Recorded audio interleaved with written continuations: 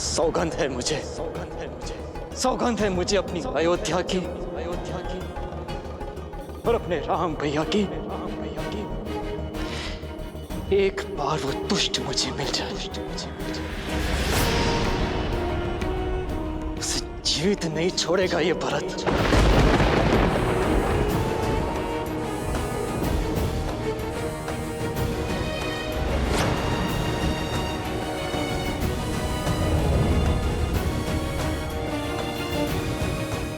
ऐसा ना कहो पुत्र। जो मैं कह रहा हूं माता, वो अब तक तो हो जाना चाहिए था। आपको उसे मृत्युदंड दे देना चाहिए था। वो दुष्टा तुम्हारे सामने खड़ी है। जो दंड देना है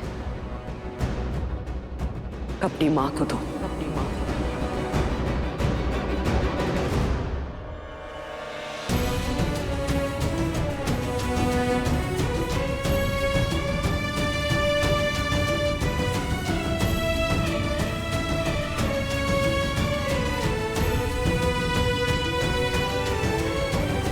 समरासुर युद्ध के समय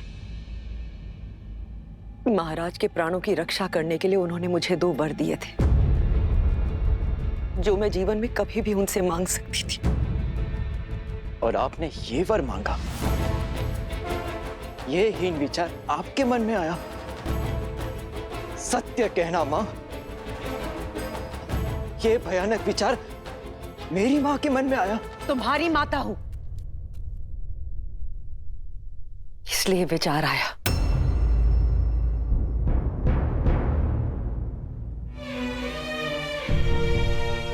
अपने पुत्र के भविष्य की नींव ये माता इसी आधार पर रख सकती थी। भरत, भरत, तुम बहुत सरल हो, राजनीति नहीं समझते हो। तुम्हारे जाते ही महाराज ने कौशल्या के पुत्र राम को अयोध्या का राजा घोषित कर दिया था। मेरे भरत के जाते राम का मार्ग निष्कंटक कर दिया था। मेरे भरत के साथ अन्याय किया था, किंतु मैंने एक मां ने अपने वर मांग सत्ता पलट दी। भरत, केवल तुम्हारे लिए पुत्र। मत कहो मुझे पुत्र कैकेयी।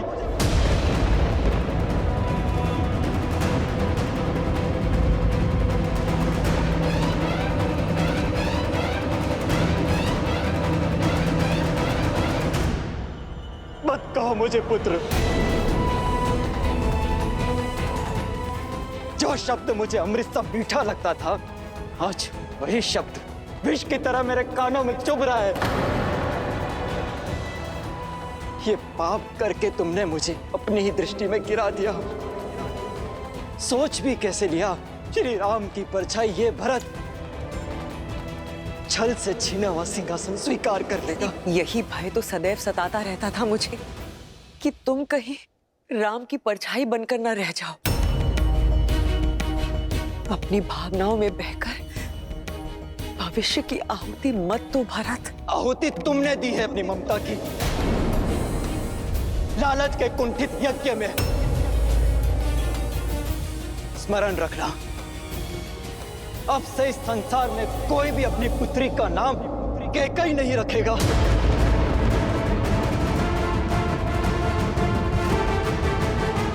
परंतु यह भी सत्य है कि यह संसार भरत नाम पर भी संदेह करेगा।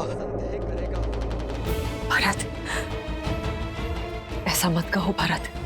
मैंने जो कुछ किया तुम्हारे लिए किया, ताकि तुम एक दास का नहीं राजा का जीवन व्यतीत कर सको।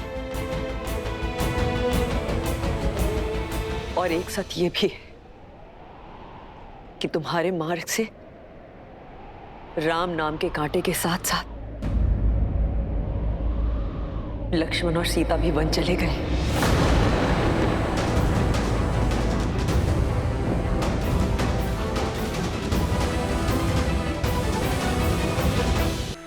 अद्भुत, लक्ष्मण और माता सीता को भी तुमने वन भेज दिया।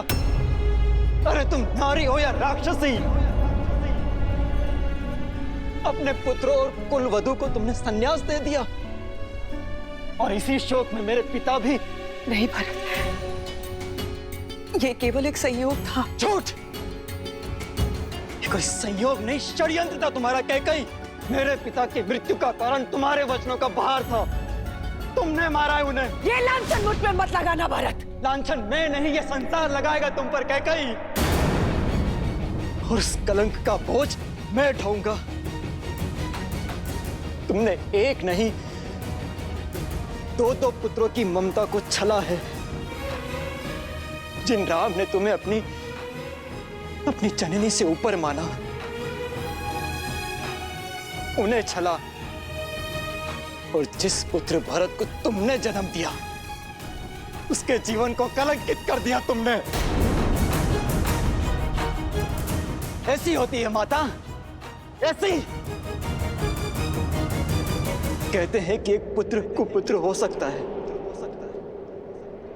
किंतु एक माता कुमाता नहीं हो सकती। नहीं भरत। पर कैकई तुम इतिहास की पहली ऐसी माता हो जिसने कुमाता होना चुना।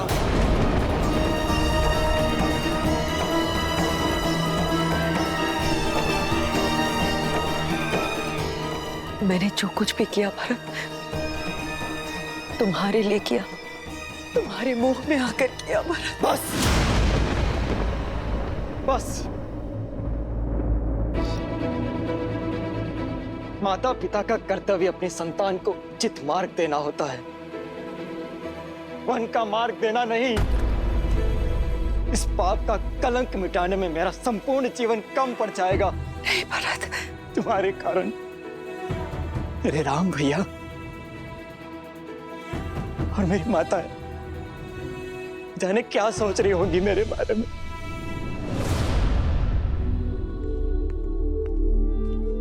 केवल मैं हूं तुम्हारी माता। मां शब्द का अपमान मत करो कैकई।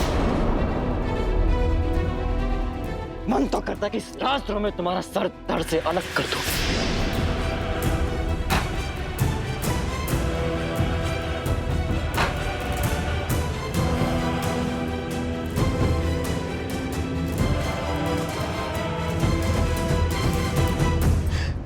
परंतु मेरा यह निर्णय मेरे राम भैया को आहत करेगा, पर दंड तो मिलेगा। जिस पुत्र मोह और जिस संबंध के कारण तुमने मेरी स्वर्ग जैसी अयोध्या को नर्क बना दिया, आज उस संबंध को तोड़ता हूं मैं। आज से तुम मेरे लिए केवल महारानी कैकई हो और कुछ नहीं। नहीं भरत, ये दंड मत दो पुत्र। सौगंध है मुझे अपने राम भैया की। जिस सत्ता और सिंहासन के लिए तुमने इतना बड़ा षड्यंत्र रचा, उसे कभी पूरा नहीं होने दूंगा मैं। उस अयोध्या के सिंहासन को कभी स्वीकार नहीं करूंगा मैं। और ना ही इस कक्ष में फिर कभी पग रखूंगा मैं। भरत, भरत सुनो। मैं रघुकुल कुमार भरत तुम्हारा परित्याग करता हूं कैकई। भरत, भरत, भरत, भरत, भरत, भरत। ये मैंने क्या कर दिया? ये मैंने क्या कर दिया? भरत, मुझे क्षमा कर दो भरत। भरत,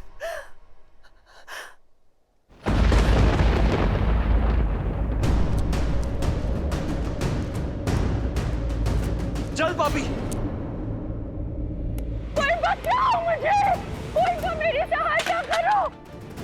जो सहायता करने आगे बढ़ा, उसे तुझसे भी बड़ा दंड दूंगा दुष्टा। चल पापी, प्राण ले लूंगा मैं तेरे।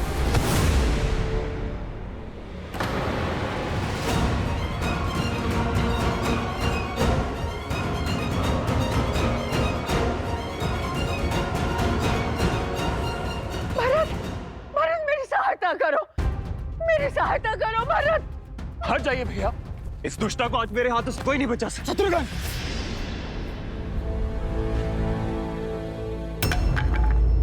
संयम रखो शत्रुघ्न। हम रघुकुल के वंशज हैं और हम नारी पर हाथ नहीं उठाते। नारी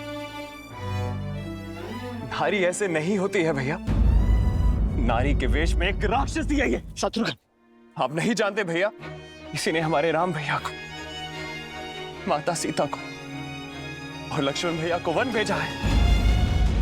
षड्यंत्र के इस धागे की एक छोर को महारानी कैकेयी ने भी थामा है शत्रुघ्न। दंड तो उन्हें भी मिलना चाहिए। स्मरण रहे, यदि हमने मर्यादा भंग की तो भैया राम की दृष्टि में अपराधी बन जाएंगे, त्याग देंगे वो हमें। तो क्या इसे ऐसे ही छोड़ दे भैया? ये दुष्टा मृत्युदंड की भागी है। अपराधी को क्या दंड दिया जाए, यह निर्णय एक राजा का है। राम भैया को लौटने दो। इसके पाप का दंड वही निश्चित करेंगे। और भैया के अयोध्या लौटने की तैयारी शुरू करो। तब तक इस पापी और दुष्टा को कारागृह में डाल दो। नहीं, नहीं भरत। सैनिकों, नहीं। ले जाओ इसे और डाल दो कारागृह में। मुझे मत भेजो भरत, मुझे बचा लो। नहीं, नहीं, नहीं, नहीं भरत, ऐसा मत करो। मैं नहीं जाऊंगी। मुझे बचा लो भरत, मुझे बचा लो, मुझे बचा लो। हमारे राम भैया मर्यादा के पर्याय हैं, किंतु समझ नहीं आता भैया, लक्ष्मण भैया ने अपराधियों को दंड क्यों नहीं दिया? क्यों वो चुपचाप वन चले गए? क्यों भैया, बताइए।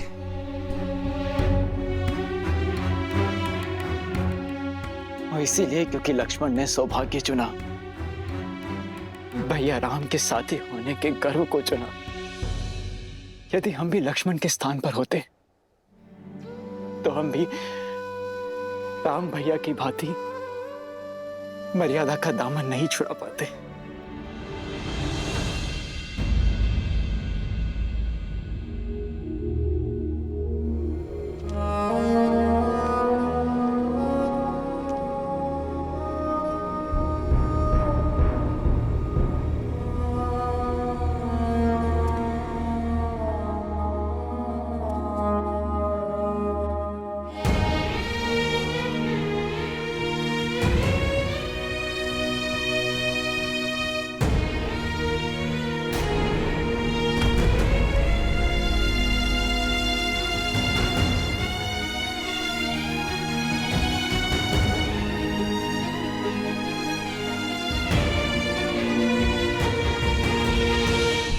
पिताश्री,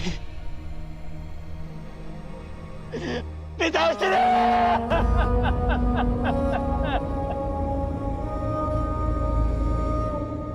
अनाथ करके नहीं आ सकते हमें।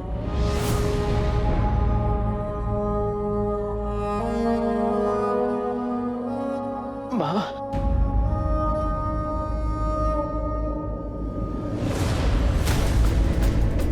भरत, भावी राजा को इस प्रकार प्रलाप करना शोभा नहीं देता। बधाई हो युवराज, पिता की भस्म को आधार बना के राज सिंहासन पा ही लिया तुमने। आज महारानी कैकेयी तो बहुत गर्व से भरी हुई होंगी, बहुत प्रसन्न होंगी। रघुकुल में नया कीर्तिमान जो बनाया है तुमने, राज सिंहासन के लोभ में संबंधों की बलि चढ़ाकर सिंहासन पाने वाले एक शिवाकू वंश के पहले राजा बनने वाले हो तुम। तो ये व्यर्थ में आंसू बहाकर ढोंग करना बंद करो और आनंद लो इस सत्ता का, इस राजपाट का, और जो तुमने किया है उसका दायित्व लो भरत।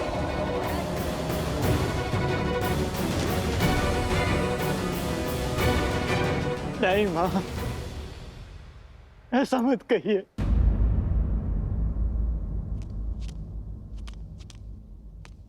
माँ, माँ मेरा विश्वास कीजिए माँ, मैंने कुछ नहीं किया माँ। कौशल्या माँ, क्या आपको भी ऐसा लगता है कि आपका अपना भरत कभी स्वप्न में भी ऐसा सोच सकता है? माँ, बालपन से ही आपने मुझे सबसे अधिक प्रेम किया है। ये संसार चाहे मेरे चरित्र पर उंगली उठा ले माँ, किंतु आपका मौन, आपका क्रोध मैं नहीं सह पाऊंगा माँ। मैंने कुछ नहीं किया माँ, मैंने कुछ नहीं किया, मैंने कुछ नहीं किया, कुछ नहीं किया मैंने। सौगंध है मुझे आपके नारायण की, अपने राम भैया की। यदि इस षड्यंत्र में मैं अंश मात्र भी इसका भागी हूं, तो इसी क्षण मेरे प्राण निकल जाए, इसी क्षण मुझे मृत्यु आ जाए मां। विश्वास कीजिए, मेरा कुछ नहीं किया मैंने, कुछ नहीं किया मैंने।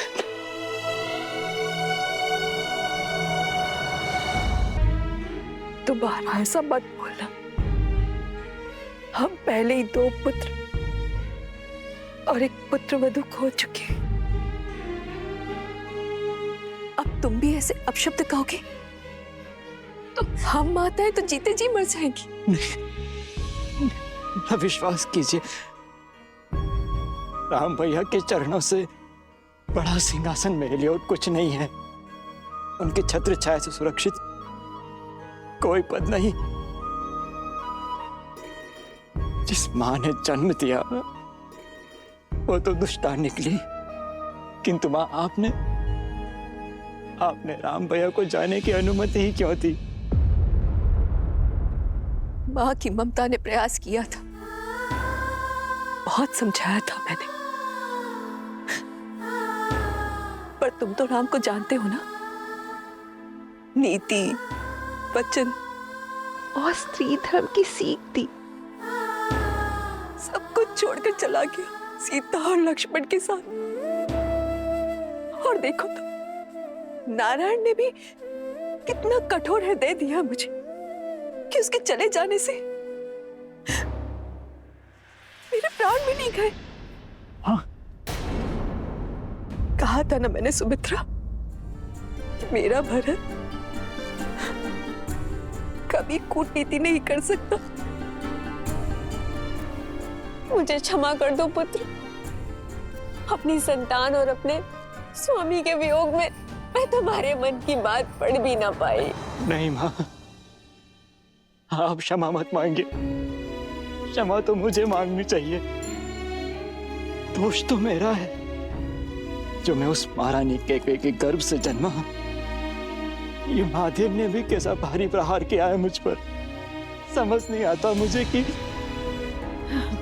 उससे लिए जन्म का पाप, उसका प्रायश्चित मैं कैसे करूं मां?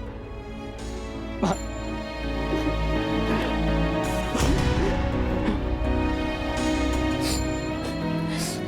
मां, मां।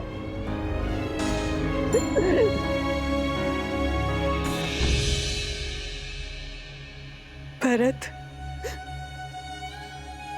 राम ने तो मेरा कहा टाल दिया, किंतु तुम मेरी एक बात मानोगे? मुझे मेरे राम के पास वन में छोड़ाओगे ना?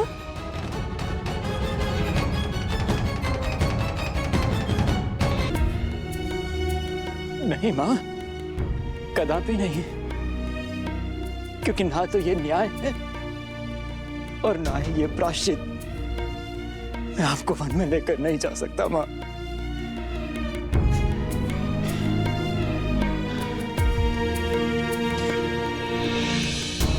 बल्कि जो वनवासी हो गए हैं उन्हें अयोध्या पुनः लेकर आऊंगा मैं। अपने राम भैया, सीता भाभी मां और अपने प्रिय अनुज लक्ष्मण को पुनः अयोध्या लेकर आऊंगा मैं। धन्य हो कुमार भरत, तुम धन्य हो।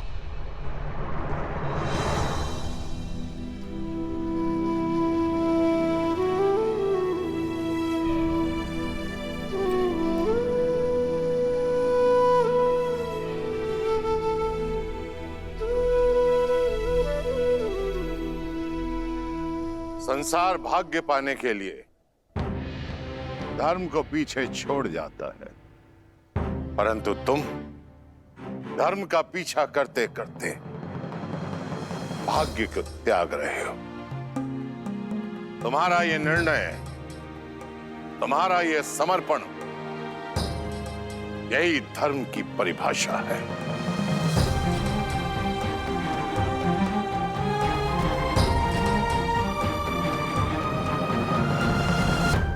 जो समय चला गया उस पर रोने का नहीं, पर जो हाथ में है उसे संभालने का है। अपने दायित्व को निभाने का है। अपने आंसू पोंछ लो पुत्र, और अपने पिता महाराज दशरथ के अंतिम संस्कार की तैयारी आरंभ करो।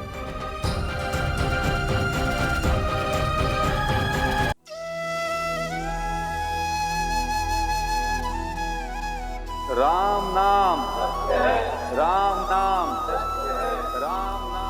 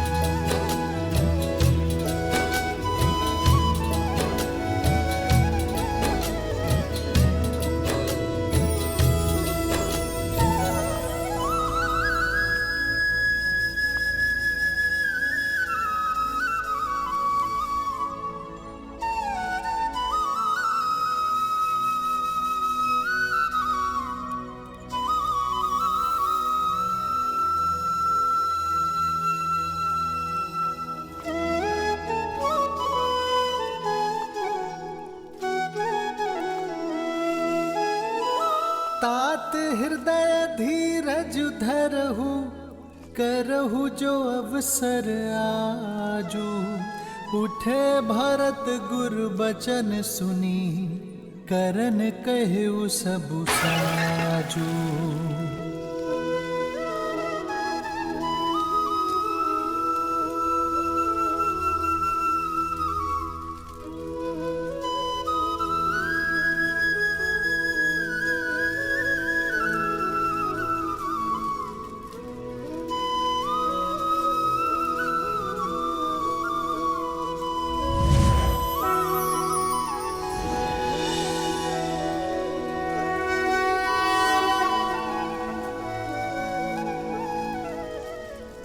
पिताश्री,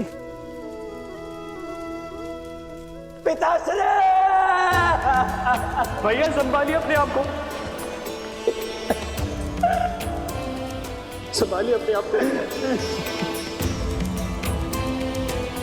आयुष्मान भव पुत्रो।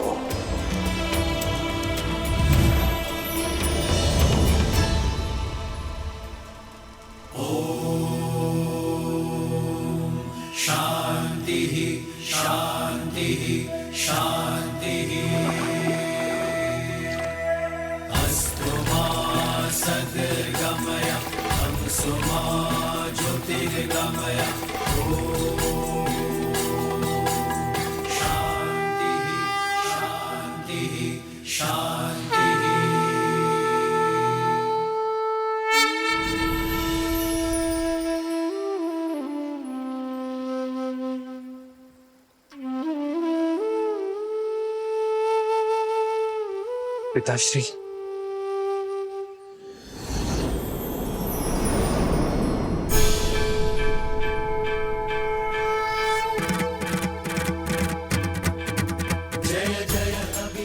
मैं प्रसन्न हुआ मनु, वर मांगो। एक ही अभिलाषा है प्रभु, आप हमारे पुत्र के रूप में जन्म लें। राम नाम सत्य है, राम नाम सत्य है प्रभु।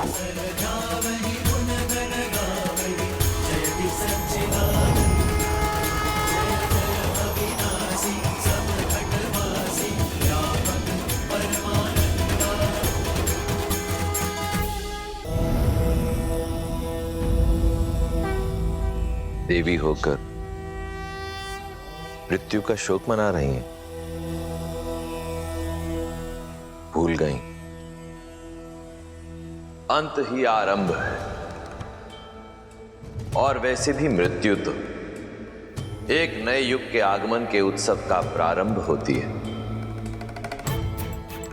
दशरथ ने अपना संपूर्ण जीवन धर्म और कर्तव्य का आंचल थामा, अपने कर्मों से स्वयं को साधारण से महान बनाया, परंतु अब धरती पर उनका समय समाप्त हुआ और श्री राम का समय आरंभ। तो ये तो उत्सव का समय हुआ ना देवी? मैं दशरथ की मृत्यु का नहीं, एक मां की ममता की हत्या का शोक मना रही हूं महादेव। जगत जननी हूं ना, एक जननी के कर्मों ने मेरे हृदय को भेद दिया है। जिन आंखों में संतान सुख के सपने सजे थे, उन आंखों को वियोग से दृष्टिहीन बना दिया कैकेयी ने। दशरथ से उसके पुत्र और प्राण दोनों छीन लिए। इसमें किसी का दोष नहीं है देवी। श्रीमद् रामायण की इस गाथा में सभी पात्र अपना अपना कर्तव्य निभा रहे हैं।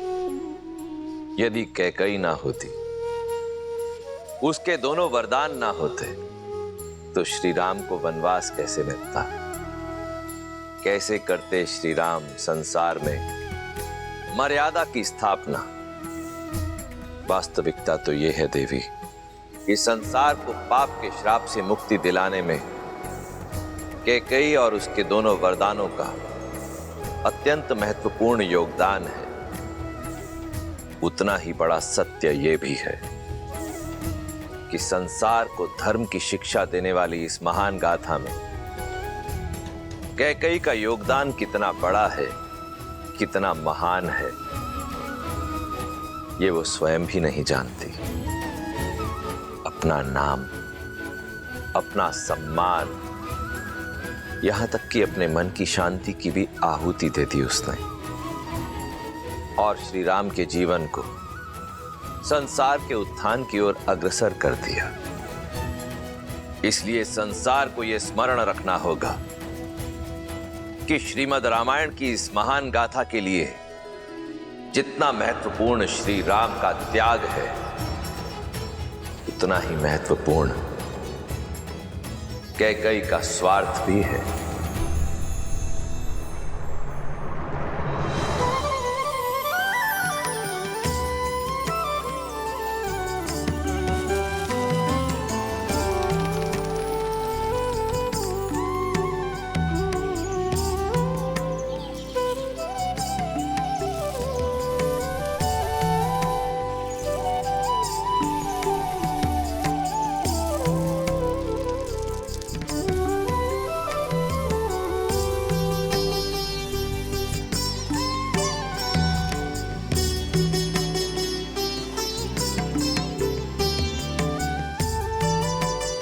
पक्षियों का पेट तो भर दिया, अब तनिक अपना भोजन भी ले लीजिए आर्य।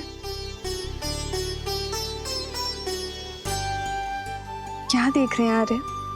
अपना सौभाग्य, जो कदाचित अयोध्या के राजमहल में कभी नहीं देख पाता। कितनी सरलता से मिथिला की राजकुमारी होने का पद, अयोध्या की युवरानी होने की प्रतिष्ठा, सब कुछ पीछे छोड़ तुम इस विषम परिस्थिति में ढल गई, एक वनवासिनी बनकर। वनवासिनी नहीं, आपकी संगीनी आर्य, आप तो मेरी प्रेम है और मेरी प्रेरणा भी। लीजिए। तुम्हारा भोजन कहाँ है सीता? पहले आप ग्रहण कीजिए, फिर मैं करूंगी। ये कैसे संभव है जब प्रेम पद और परीक्षा एक समान है? तो फिर ये भेद क्यों सीता? बैठो। जन्म जन्म का है ये संगम, राम रतन सीता वैभव धन। एक है पौरुष एक समर्पण, एक है रूप तो दूजा दर्पण। राम है लोचन सीता दृष्टि, राम है बादल सीता वृष्टि। राम सिया राम सिया राम सिया राम, राम सिया राम सिया राम, राम सिया राम सिया राम सिया राम, राम सिया राम सिया राम।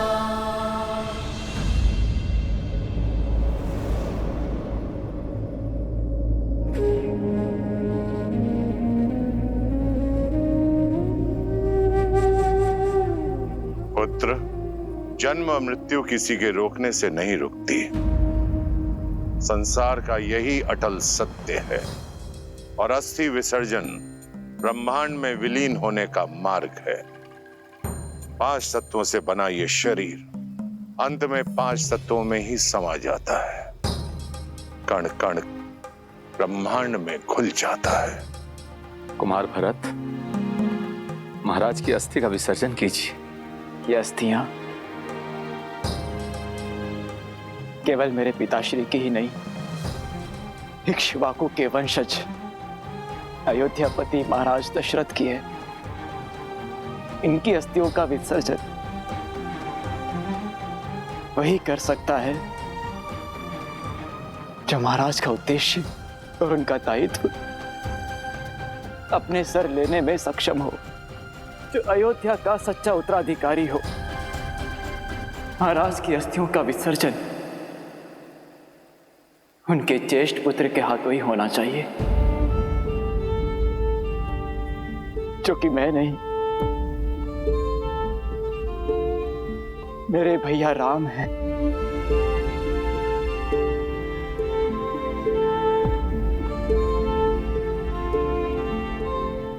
मैं रघुकुल कुमार भरत महाराज दशरथ की संतान रूपी प्रजा और उनकी पावन अस्थियों को साक्षी मानकर ये सौगंध खाता हूं कि श्री राम का ये दास वन में जाकर अपने देवतुल्य भैया राम, माता समान सीता भाभी और अपने प्रिय अनुज लक्ष्मण को पुनः अयोध्या लेकर ही आऊंगा। महाराज की अस्थियों का ये विसर्जन अयोध्या के नए महाराज हमारे श्री राम ही करेंगे। रघुकुल रीत सदा चली आई,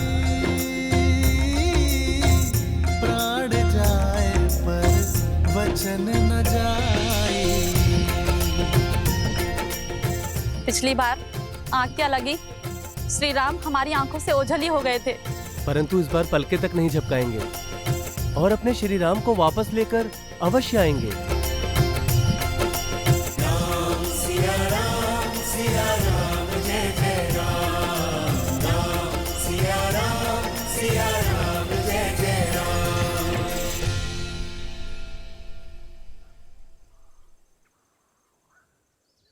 माता, आप दोनों रथ में बैठने की कृपा करें और हम इसी क्षण वन में जाकर अयोध्या की खोई हुई आशा, राम भैया, सीता भाभी और लक्ष्मण को पुनः ले आए। 2 ही रथ क्यों?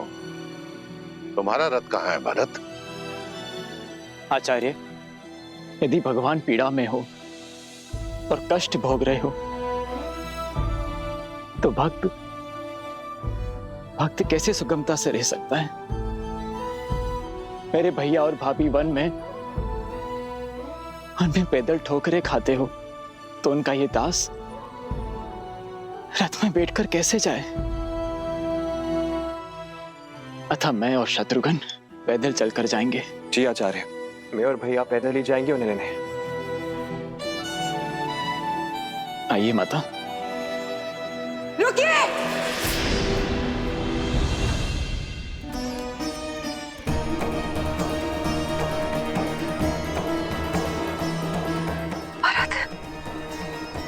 मैंने कहा था ना कि मेरे समक्ष मत आना। तुम्हारे रोकने से ना ये धर्म रुकेगा, ना कर्म, और ना ही ये अयोध्या।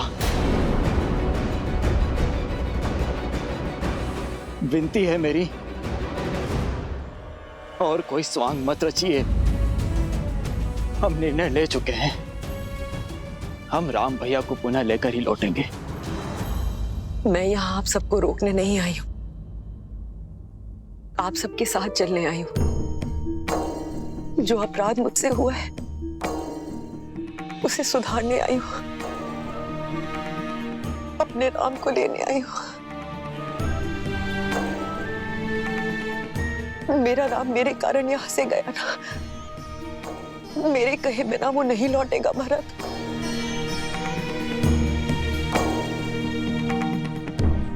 अयोध्या का सौभाग्य लौट आए, इसीलिए उन्हें लेने जा रहा हूं मैं। और इस शुभ कार्य में कोई भी अशुभ छाया नहीं पड़नी चाहिए। तुम्हें अपने साथ ले जाने से मेरे राम भैया को आहत पहुंचेगी। अत्यंत प्रेम है ना सिंहासन से, तो जाओ उसी सिंहासन से लिपट के अपनी आंसू बहाओ, जिसके मोह में पड़कर तुमने इतना बड़ा षड्यंत्र रचा। भरत, भरत मुझे क्षमा कर दो। भरत, शत्रुघ्न, शत्रुघ्न,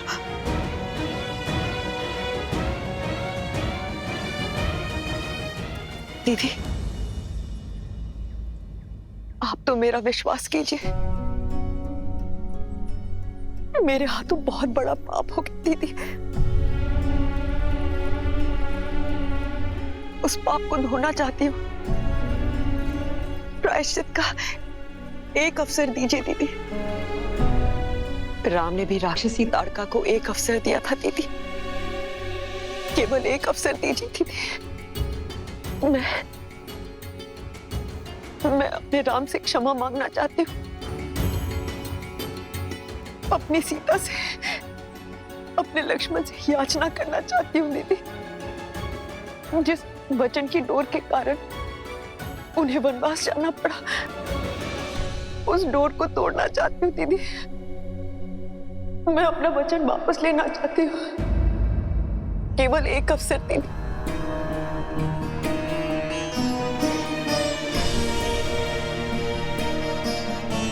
अन्यथा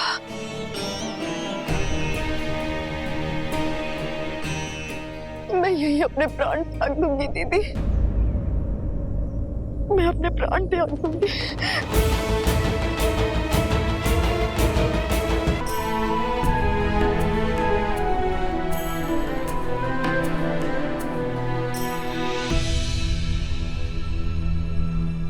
भरत, केकर भी हमारे साथ जाएगी, किंतु मां,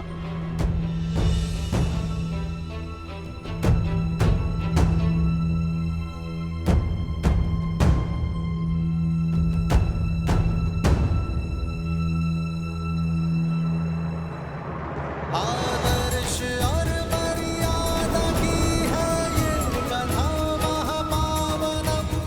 काट मद श्री से मिलाने श्रीमद् रामायणम, श्रीमद् रामायणम, श्रीमद् रामायणम।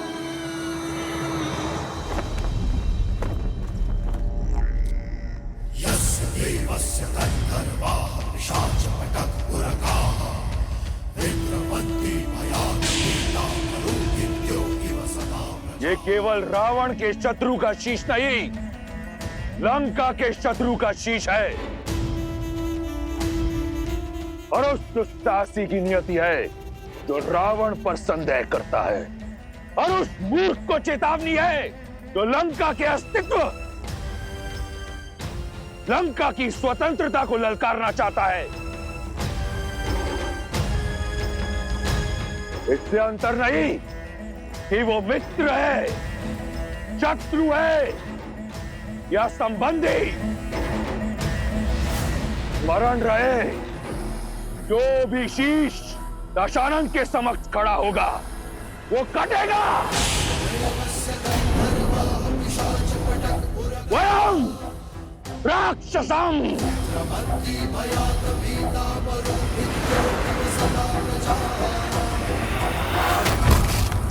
लंकेश दशानन की, लंकेश दशानन की, लंकेश दशानन की।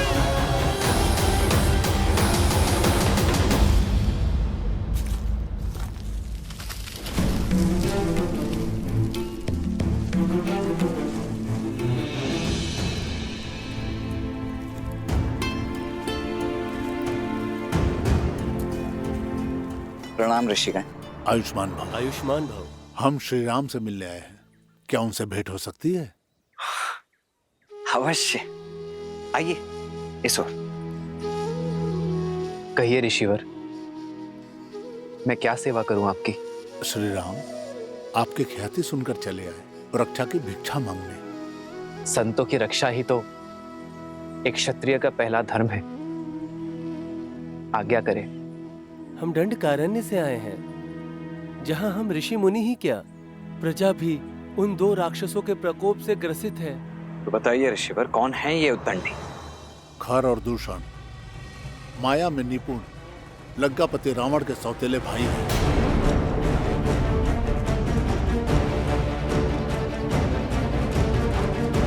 लंकापति रावण का केवल एक ही उद्देश्य है, भय और बल से संपूर्ण जगत को अपने अधीन करना। फिर चाहे धर्म और न्याय की बलि ही क्यों न चढ़े, आतंक की सीमा पार ही क्यों न हो जाए। श्री राम, जैसे आपने तारका वर्ण को ताड़का मुक्त किया, उसी प्रकार से हमारे वर्ण को भी खर और दूषण के आतंक से मुक्त कीजिए। प्रजा की सुरक्षा और संतों की सेवा ही रघुवंश की परंपरा है ऋषिवर। हम उनसे विमुख नहीं हो सकते। आप निश्चिंत रहिए ऋषिवर। मुझे विश्वास है कि चित्रकूट में कोई बहुत बड़ा उद्देश्य हमारी प्रतीक्षा कर रहा है। कदाचित इसलिए ऋषि भारद्वाज ने हमें यहां रुकने का परामर्श दिया है। यदि आपकी आज्ञा हो तो चित्रकूट में अपना उद्देश्य समाप्त कर हम कुछ दिनों बाद यहां से प्रस्थान करेंगे।